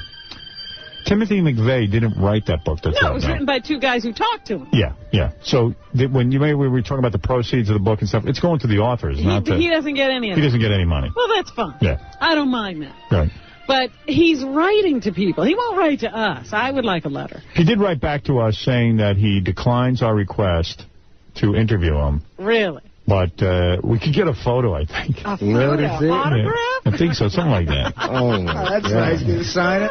How do criminals have headshots? He's got photos. I think he's got a photo we could get. It's like yearbook photos of... got like a portfolio. I heard an account today that he wrote to some reporter whose name is also McVeigh, and he jokingly calls her a distant relative. Mm-hmm. And he explains that he was attacking the American government when he attacked when he blew up the Oklahoma Federal Building, much like the United States government attacks people like the Branch Davidians. He was all upset about that. So great. That's exactly why he blew up a bunch of kids in the Federal Building in Oklahoma.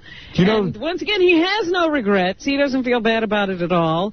And I'm glad that he decided not to go the appeals route so they can get rid of him right away, because I'm tired of him already. Something good has come out of this whole Oklahoma City bombing Timothy McVeigh story, and that, if you can find anything good in this, the militia movement has almost been eradicated in this country. Is that right? They did a survey. All of the militias that were out there, all these guys who run around doing military ops and stuff, 70% of those operations are gone, and that most of the leaders are either in jail or have given up. And since George Bush got in office, they're like, well, they used to be real anti-Clinton and Janet Reno because she was, the Branch Davidians. Right. So now they're like, well, there's really nobody really wants to train hard and do the drills and play Army on the weekends and live in the woods. Nobody's really that committed. So, like, all these wackos are pretty much out of the movement. And there's one other thing that's come about as a result of this, too. Do you realize most of the people who are opposed to the death penalty don't mind Timothy McVeigh being put to death? There's got to be a more inhumane way to kill him. Yeah. But they're like, maybe the death penalty's okay in this case. Yeah, you know what they ought to do? They ought to make him play Norm Macdonald's best friend in Norm's next movie. Let him suffer that embarrassment. Right, Artie? That'll teach him. Hey, Tim. Hey, Artie, you want to be my best friend in the movie? What did I blow up a building? This guy blew up a bunch of dudes. That's a good knowing. There are people trying to scam people using Timothy McVeigh's name. There's some people are getting faxes saying, vote on whether Timothy McVeigh's execution should be televised to the public. Sure it should. And they should put it on after Will and Grace. Well, I understand how you feel. I understand how you feel, but there are people trying to make money on your voting. They fax you vote, and everybody should know your opinion, and this will get back to your congressman or something like that. And down in the bottom, in very small print on the fax, you are told that it costs money to actually make this call. So, he should be eaten. They should have something eat him.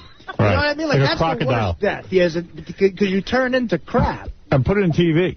Yeah. Wow, that would be nothing worse than being food. No, if you're eating, you got to get crapped out. Hey, you shouldn't be sedated while you're eating. You should just, send you to a bunch of lions, let them rip you up. No, let something. Yeah, whatever happened to like a protest or a picketing or something? You can't be blowing stuff up every time you got some issues. Really? You can't do that. Hey, Dave, you're making too much sense. Did you watch The Final Survivor? Yeah, I did. Did you love it? I could not believe that Tina won. I'm not dissing her. But damn, I didn't believe for a minute she was going to win that. Hey, Colby, we had him in today. I still can't. After interviewing him, I still can't figure out what he was up to. He can't answer the question why. Yeah. There's something going on with that guy. No, I talked to him afterwards, and he did say that maybe he played it real smart because now everyone loves him, and he's going to get a whole bunch of endorsement deals and stuff because he sacrificed the money for a nice woman or something. I don't know. He's trying to come up with some reason. I but think so, yeah. I think he's mad. I know he's mad. I'm going to tell you, down to them last, the speeches, why do you think? I thought she blew it. Her speech was so, her speech was just so like, don't vote because you got your feelings hurt, okay? Yeah. Don't tell me how to vote. Yeah, you can't tell that a bunch of people just beat out. Yeah. But what are you going to do? She got the money. She sure did. She got the cash. Hey, and I asked Colby, I said, if the because he goes, well, it's only $1 million, but then you only get like $600,000. I'm like, $600,000 is pretty good money, for a guy detailing cars. Yeah. So he goes, I said, if it was $5 million or $10 million, would you have voted her off? And he goes, yeah. So like $1 million wasn't enough for him. You know what? I don't believe him for a second. So he said, yeah. He said, yeah. Yeah. But I don't believe him for a second. She would have played him for $10 million, just like she played him for $1 million. Right. But what I don't understand, too, all right, didn't they kind of vote along gender lines? Wasn't it pretty much like all the dudes voted for Colby? No, not necessarily, because one of the women voted for Colby. I don't know. It was something. It did seem that it was going down that way, but she must have pissed off one of the women. But Tina is hot. She's a hot... Was she? No. She's not. She's the older. talking about she's got the breast implants. She's got some big boobies. Yeah, but they're implants. They got to be implants. Go ahead, Robin. I don't mind the implants. Don't say it like it's a bad thing. I love them. Daryl Strawberry, while the New York Yankees were at the White House being feted by the president last Friday or Thursday, whenever those days were, Daryl Strawberry was in court. And he stood up and he told the judge, because he's trying to stay out of jail and keep his little butt in rehab. And he stood up and he told the judge, Judge, my brain is broken. Right. That's what's wrong with me. Poor Daryl Strawberry, man. I feel bad for the guy. I feel bad for Daryl Strawberry. They're targeting this. Someone said, gee, he gets off because he's a celebrity. Gets off. There are millions of crack addicts out there who get to run around. Nobody's bothering them at all. Yeah, I mean, this guy, he ain't getting off. They're busting his balls because he's famous. Let him do his crack. He's got cancer. Let him go out and do his thing. He's having fun. So they don't know, I guess the prosecution down there in Florida wants to put him in jail, but everybody's trying to fight to keep Daryl out. And his plea was, look, my brain is broken. I don't know what I'm doing. But I ain't gonna put the crackheads in jail. Oh, you can't round all these crackheads up. If your brain is broken, what are you going to do? Yeah, how can you help yourself? It's not, Howard said it. You should take him, Robert Downey Jr., Matthew Perry, and just put him on an island somewhere. Let him have some fun. He said there's an added thing that nobody's ever heard before in Daryl's diagnosis. Now he's bipolar, as well as a cancer victim and a crackhead. Oh, is that what that means? Yeah. Oh, I thought he liked guys and girls. No. Polar bears. That's the Survivor. Polar bear? Yeah, he's bipolar. That poor guy.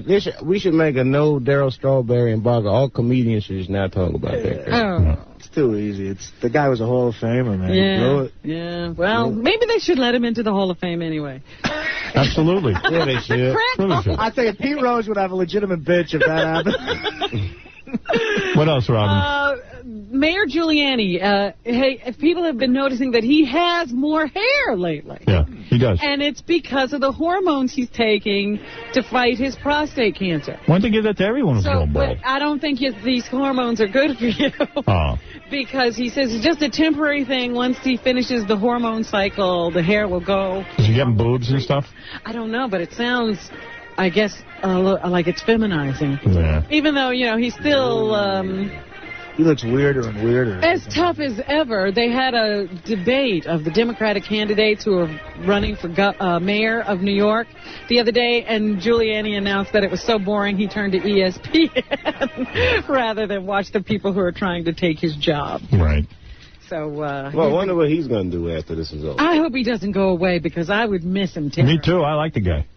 He can't go away. He's a good mayor. Good mayor, man, so into the job, too. You can't find guys to do public service anymore who actually like doing it. Yeah, most guys are in it for, other reasons. They want a big name and they want the perks, but he liked doing the job. And everybody would say, even the guys who were debating yesterday about taking his job were saying, you can't say you're not better off today than you were 8 years ago when he came into office. Right. Wow. Your pets could be allergic to you, so there. Yeah, who cares? Next pets. story. I ain't got pets. They did a veterinary study over in Scotland somewhere, and they said they actually found pets that were allergic to their masters. Wow. That's pretty funny. Yeah, they could have the hair fall out, or, you know, they get some sneezing fits. Most times it's dust mites, but sometimes it's you. How come it's always in Scotland? It's like it's foot and mouth and animals allergic to people. It's always in Scotland. Right. That's a bad place. Yeah, there's some filthy going on over there. Speaking of hair, Axl Rose, they say, is, you know, he always has his head covered up. Yeah, the bandana. And they say he might not want to ditch that too quickly because he had to undergo some hair replacement surgery, and it didn't work out too well. Oh. They say he's got big scarred patches on the back of his head. Oh. A series of hair transplants. You know, you always thought that Axl Rose didn't care, and like he was above all that, like he was just like, you know, I always thought he was like a heroin addict. He rolled out of bed. You know, the guy's trying to get hair transplants. That's the most uncool story for so uncool. Yeah. There'll be no Kid Rock for him. No. 6 that he consulted a doctor and enlisted a hair restoration specialist to thicken his thinning locks with extensions before the band tours Europe. Besides injuring the rock star's fragile ego, his botched transplants have been incredibly painful and highly damaging to his scalp. So he might have made it worse instead of better by getting the old transplants. So. What's next? A penis pump for Axl Rose? Look, he's trying to keep, you know, a rock star is his hair. Yeah. It's a damn shame. A lot of rock stars get wigs, and that looks weird, too. I guess they put out the Tony nominations. Oh, good. That impacts everyone in this room. Yeah. The producers has been, you know, that's the hottest ticket on Broadway. That's eligible? Mel Brooks. Yes, of course. I might have to go see that. I love Mel Brooks. Producers has been nominated for a Tony for Best Musical, and Matthew Broderick and Nathan Lane will compete against each other for Best Actor. Wow. Could it be that good? I mean, is it that good? Well, what are they up against? Like, what's even on Broadway? You know what? Why are we bothering this story? 3 homos in Soho are excited about this. We have to talk to all of our Let's talk about the producers. The nominees for Best Play are Proof, King Hedley II, The Invention of Love, and The Tale of the Allergist's Wife. The nominees for Best Musical are A Class Act, The Full Monty, and Jane Eyre. I think Full Monty should win, not the producers. How many guys you know are into this? Nobody. Still exciting. Oh, yes. It is exciting. I don't care. I'm going to go see Dave Chappelle at the Toyota Comedy. That's right. Scarlet Pimpernel was robbed. The fugitive train robber Ronnie Biggs is one of the 20th century's most colorful criminals, and today he's back in custody in Britain for the 1963 Great Train Robbery. He served just 2 of his 30-year sentence before escaping from prison. He's lived in Brazil since 1970. He spent most of his share of the roughly $7 million loot on his escape and plastic surgery, but he did find some interesting ways to pay the bills. For $60, he let visitors into his home for a barbecue, and he also sold T-shirts that read, "I went to Rio and met Ronnie Biggs, honest." Wow. He also recorded music with a punk rock group, the Sex Pistols, and promoted an alarm system with the slogan, "Call the Thief."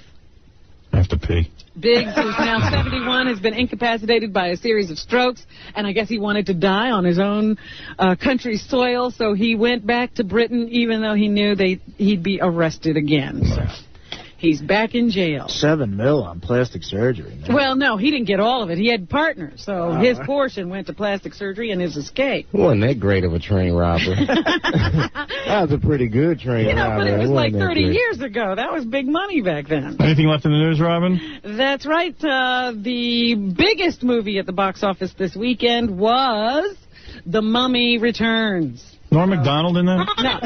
The Mummy Returns to take a lot of your money. All right. $70.1 million this weekend, breaking a record for a non-holiday opening of a summer film. Yeah, somewhere. 70? 7-0. 7-0. Damn. That's right. The first Mummy sucked. Yeah. I mean, they proved that they could accomplish the impossible. They made it just as stupid, the sequel, and insulting to a 5-year-old's intelligence. And in fact, that the first one looks like an Academy Award winner, and Brendan Fraser why he's a movie star. It pisses everyone off. Maybe I can get a job being his best friend. Yeah. You're not kidding. His movies always suck. They always bomb, except for this. Dudley Do-Right, Bedazzled, you name it. I'm with you. It's always Brendan Fraser, Elizabeth Hurley.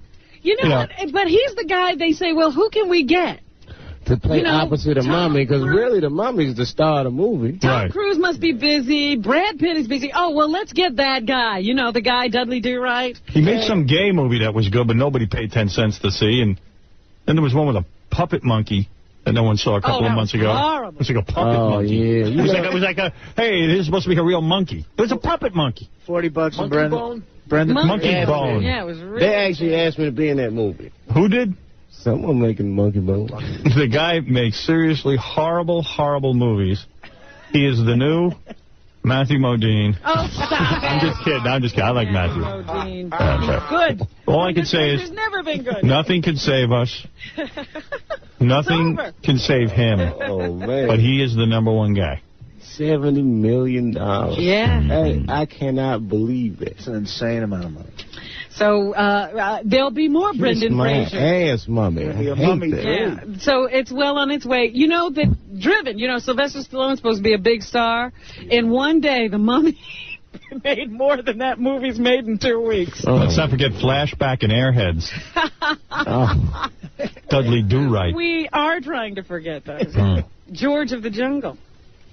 So anyway, The Rock. The Rock is a big star now. Too. And do you know they're going to make a sequel based on The Rock's character? So he's going to have a whole movie built around him. Man. Really? Called The Scorpion King. Poor Dave Chappelle. Yeah, here's The Rock on his computer-generated fight scene with Brendan Fraser. All right. Tom Chisano, you got something to say? I saw the movie. He's actually good in it. Because Who is? The Rock? Brendan Fraser. Oh, come on, Tom. Come on. Don't ruin my life. School Tom, Ties. He was Tom, you wouldn't know if somebody's a good actor. I would so. And you would. I go to more movies than anybody. Almost anybody. We did the scan, we did the censors and all that, and then I just had to go through the motions and have Stephen direct me. Rock, go for Brendan's head. And you're going for his head. Cut off his head. Trying to cut off his head. So Lee Strasberg did it. It's very interesting. And then, of course, Brendan on his end, I think he did his in London, had to react to all that defensively and get all that done. And ironically enough... I'm not going to listen to The Rock talk about acting. The Rock looked like Monkey Bone again. Yeah. Right. He sounded gay, The Rock. He sounded like an actor. The Rock sounds like a fruit. Here is Brendan Fraser to tell us how fans of The Mummy will respond to the sequel. Number 5. That's great actor. The Mummy is a beloved character. And it's being well treated. The Colby's Mummy. And I think that the appeal really shows that people really care about it. Oh, my God. He's right. He knows. He does know something. Wait a minute. It must suck to be him, man. There's nothing beloved God. about this mummy. This isn't the mummy of our youth. This is like... There's nothing good about it, Tom. You know what? It was a fun movie. All right, thank you. It was a fun movie. I'm telling you, if I can come back as two things, it'd be dumb and good-looking, man. There you go. That is the best two That's things the to ticket. do. You just rule the world. Right now. Are you talking about Tom or Brendan Fraser? Both, actually. Thank you. Hey. I'm just kidding, Tom. I value you. Last week I told you that George Harrison announced that he is also surviving cancer. Yeah, he looks bad. He had a growth. He actually looks like a beetle now. Removed from one of his lungs, and the successful surgery apparently has cured him. His lawyers announced that last week. Anyway, from an old interview, this is a 1976 interview because George doesn't talk anymore. Right. George talks about relaxing in Tuscany. Number 2. We're all alone. Every one of us, there may be a million of... He's the happy beetle. us all in the same room. We're all nothing. We're all going to die. Oh, my God. I wonder Lennon got out of that group. I'm being seriously depressed by this guy. Depressed guy in the John, Dwayne Eddy, Dwayne Allman, John Lennon, and the rest. They can all be Fred Astaire in the room thinking they're all together, but there's 1,000 alone people together. We're all alone. Poor George. Wow. It's meaningless. He said Fred Astaire after those other three guys. John Lennon. Yeah, he did. John Lennon, Fred Astaire.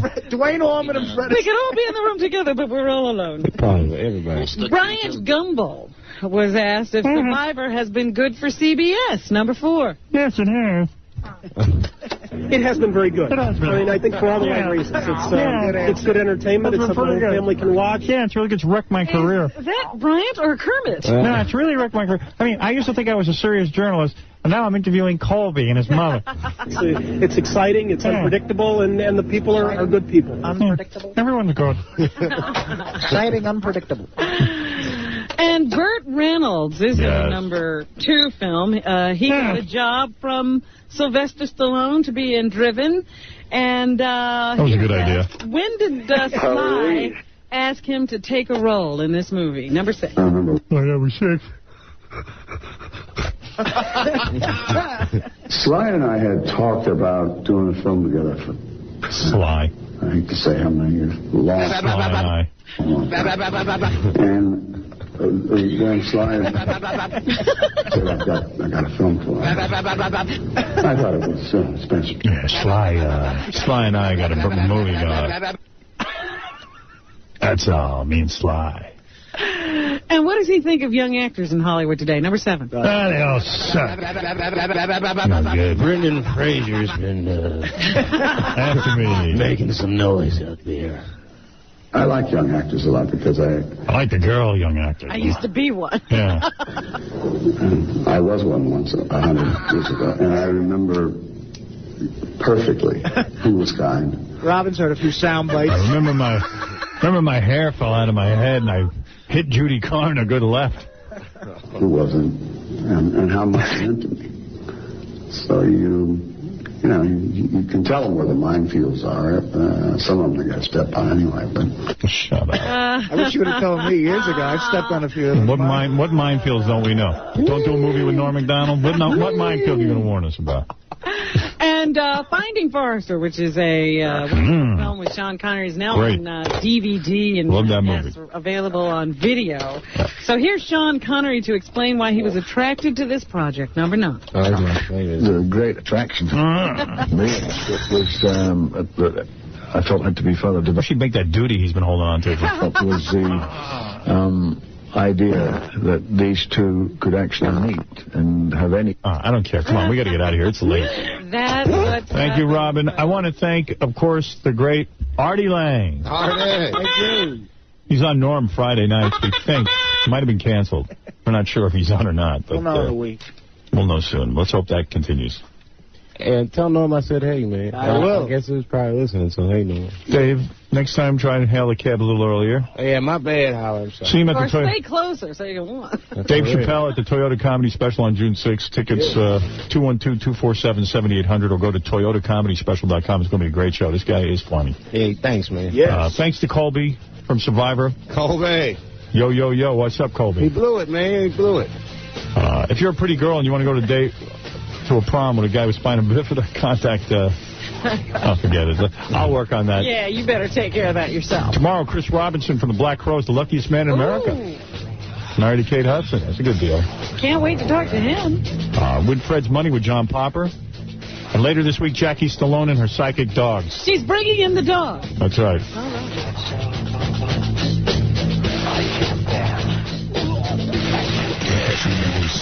The Cutting Edge. Hello, Howard.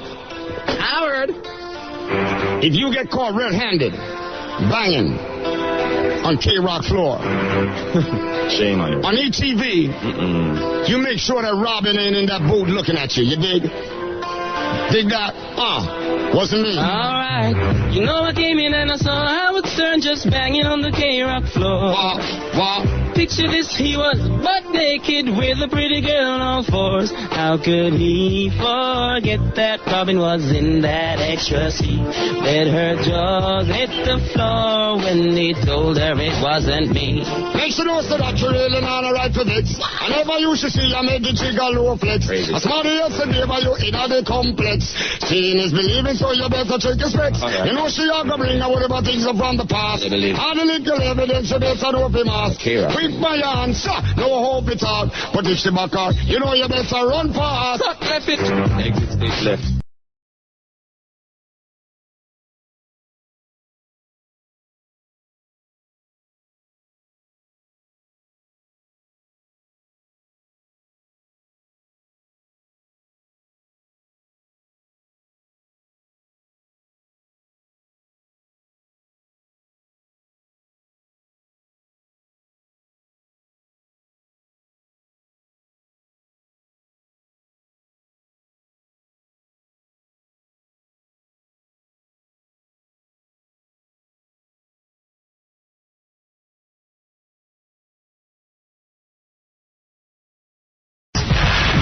morning. Time for the Howard Stern Show on the Nerve. 95.1, 95.5. It just rocks.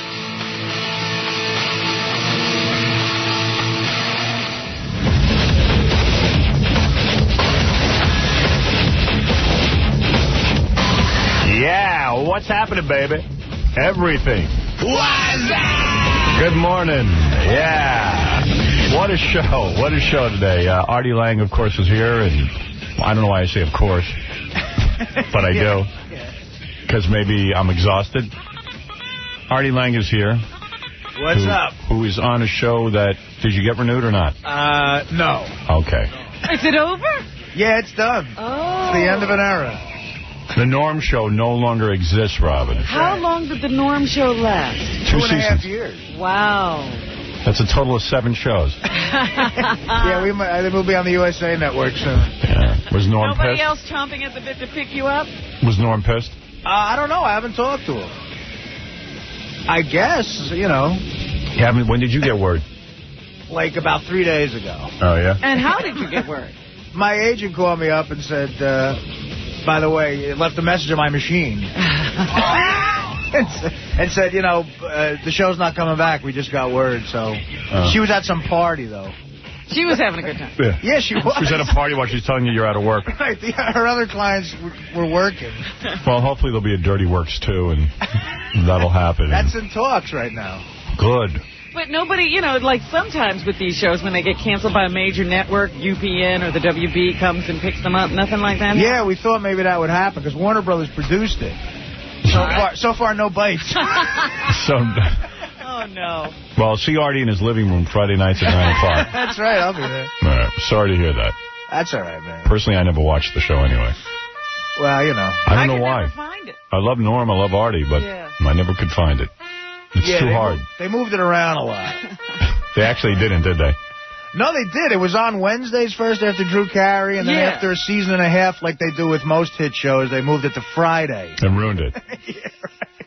All successes get moved to Friday. Right. Well, what they do is they put you on after Drew Carey, which is a hit. Right. And if you hold the audience, then they move you on your own and see if you can carry your own weight. Obviously, Norm's show couldn't. And they didn't bother to move it back. So. No. Why should they? Why should they? Why should they protect the weak? Friday's a tough night, man, to get people to watch a show, a sitcom. A lot of pressure on network guys. Yesterday, CBS has its annual unveiling of all the new shows. I guess they have critics, mostly advertisers and advertising community go there to see a preview of what new shows are coming out, and all the celebrities show up and all that. The people who are going to be on these shows. Yeah. I didn't go to that. I heard it was an excruciating 2.5 hours of, you know, looking at shows. Yeah, those things are tough, man. Gary said he saw a couple of ones that looked pretty good. The one that's got me stumped is the new Ellen DeGeneres show that Les Moonves put money into, this CBS show. It's Ellen again, who, you know, nice girl, I'm sure, but isn't all that pleasant to look at. I mean, and she plays a dyke, but she's not even a hot dyke. So, you see, Will and Grace and stuff, the guy's a good-looking guy. Right. Why don't they get good-looking lesbians for TV? They can't. They can't get any good-looking ones. There's no good-looking ones that exist. You know, to her credit, she was actually pretty funny yesterday. Yeah, I heard she was real good on stage. She was there live. Yeah. Okay. Yeah, I'll tell you about my meeting with her. You had a meeting? My brief encounter. It was an encounter. Well, I went over to the after party at Tavern on the Green. I was out on Long Island, and then I got a call, and someone said, would you stop by? And I said, well, it's right near where I live, so I'll go.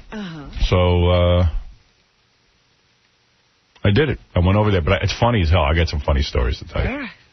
I can't imagine you and Ellen in the same room. Yeah, it was weird. Because, like, I turned around, and I saw her right away, and I went, she probably hates my guts. And I don't know if I should say hello to her, but I mean, I know I'm going to encounter. I mean, we were 2 inches from each other. A course that you were going to collide. We were on a collision course, yes. That's for sure. You ever been in that situation, Artie? Yeah, not with a lesbian, no. Just a guy. Just dudes. Yeah. You know that thing that they do during the day at Carnegie Hall where they show like 3 hours of upcoming stuff? Les Moonves just tells jokes and just trashes the other networks because, you know, they finally have something to gloat about CBS. They're actually #1. There's an article in the New York Post today about, they got a picture of Mel Karmazin, and it says basically how revenues are up, you know? Yeah. Everything is up here at CBS. and how NBC is freaking out because their Thursday night lineup, basically, they used to get a ton of money for Friends, the advertisers, and now they have to lower their rates. Oh. Yeah, so, I don't know. That's pretty cool. I like that. They actually showed CBS unraveled the Thursday night lineup at NBC. Yeah. Survivor. In fact, they did a weird thing. The way they do this thing is they go through every night of the week. Okay, here's what's on Monday. Here's what's on Tuesday. And when they got to Thursday, Les said, we used to just brush by Thursday, but Thursday's so big for us now. We're moving Thursday, and we're going to do it at the end because CBS is Thursday's the best day of the week for CBS. Wow. So he's like totally goofing on that. And then they showed a stat that I saw Les. I had no complaints. I went over. I gave him his props. I said, "Nice job." Yeah. He was pretty funny yesterday. He's a good guy. But, remember how NBC used to be so big in sports? Right. Yeah. Football and everything? Yeah. Then they gave football away, and they said we were idiots. CBS was idiots for paying for it. Right. CBS is number 1 in sports. ABC is number 2. ESPN is number 3. NBC's like almost, just above Fox. Not only that, they're saying NBC is stuck with a bad Olympics coming up again because the Olympics package was so expensive to buy, and most people just aren't watching it. Right. Well, the last time, where's it this time? Because in Australia, everything was tape delayed and nobody cared about watching it. The thing that killed the Olympics the last time was the 15-hour delay. Yeah. Everybody knew the results.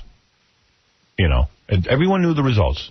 Right, you could hear them before you ever saw the telecast. Yeah, it was stupid. Nobody cared. I know. I usually get sucked into Olympics fever. I didn't. The Olympics are only good when they're in this country. Yeah. When they're within 2 or 3 hour time zone. If I was NBC, I'd say, you know what? We've invested $1 billion in this stupid Olympics. It's going to be here. Yeah, it's going to be here. It's going to be now, and it's going to be current and live. And you're going to wait to do an event until we get back from a commercial break, just like in football. And the other thing they did was they invested heavily in the XFL. That's the other thing. Answer to losing football. That's right. But they were like, football, we don't need football. We're fine with our football. We don't need no stinky football. That is dumb, man. Is CBS making money with football? Because I know they paid a lot of money for it. Supposedly they are, because they say that what they get to promote, the new shows they get to promote, makes up for it. And a lot of the new shows, like who the big stars of the day were yesterday? The cast of CSI. Yeah. Which I've never watched. Dude. But everyone says it's a great show. Yeah, we should talk about it. Let me take a commercial break. We'll talk about this. Yeah, because we're getting heavy into the discussion, and we still need to break. Yeah, and I keep holding back because we need to break. So we'll take a break, and we'll be back right after these words.